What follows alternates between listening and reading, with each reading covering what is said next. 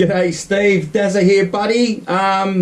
Finally got your RSV4 back on the dyno. Firstly, we just really appreciate your patience with this job. You know, as you know, the scope's blown out quite a bit as the deeper we've got into it and found more and more issues, and then obviously parts back order, which has been a real pain with this whole post-COVID thing and what's happening with all the parts and logistics in the world. So it's been a bit of a fair bit of a wait, but great news is we've had it running today. Gearbox feels amazing, bike shifts awesome, both ways, all the gears feel great.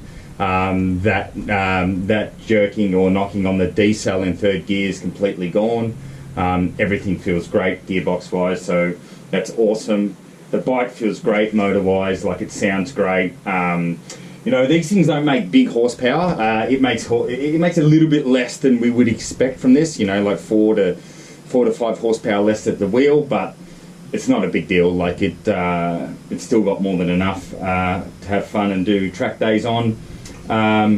What else? So yeah, we've adjusted the gear lever a little bit. I felt it was actually a bit too low, so I've adjusted that, try to set it up the best we can.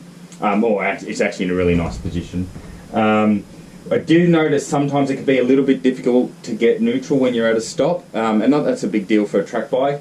But the reason is it's due to the aftermarket lever, and this is quite common with a lot of these levers on the market. The angle of it means that the distance you have until it hits a bar is too short, so you're actually not disengaging the clutch fully, and that's why it can be a bit of a struggle to get neutral sometimes. It's not a big deal. You'll probably find it's still fine for you when you're doing your track days, but if you're noticing it, that's what it is. It's the clutch lever.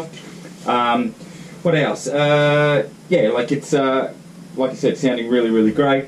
Yeah, we've run it through the gearbox, done all those tests. Also, I've done a quality check under heavy load because after the major service to check that there's no leaks or anything like that, and it's perfect. There's no leaks, no oil leaks. Bike's running great, so that all side of it's great. And part of that we do a tune assessment.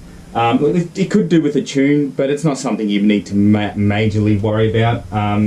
It's quite typical for what we see with the pre-race maps in the bikes. They tend to run extremely rich, and that's a combination probably of, well, mostly because it's not tuned on Australian fuels.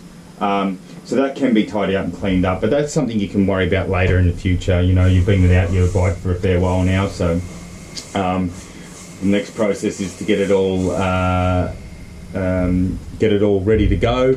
Just do the final assembly and get it ready to go for you. So it's great news. It's running fantastic, sounds amazing, and can't wait for you to get it back.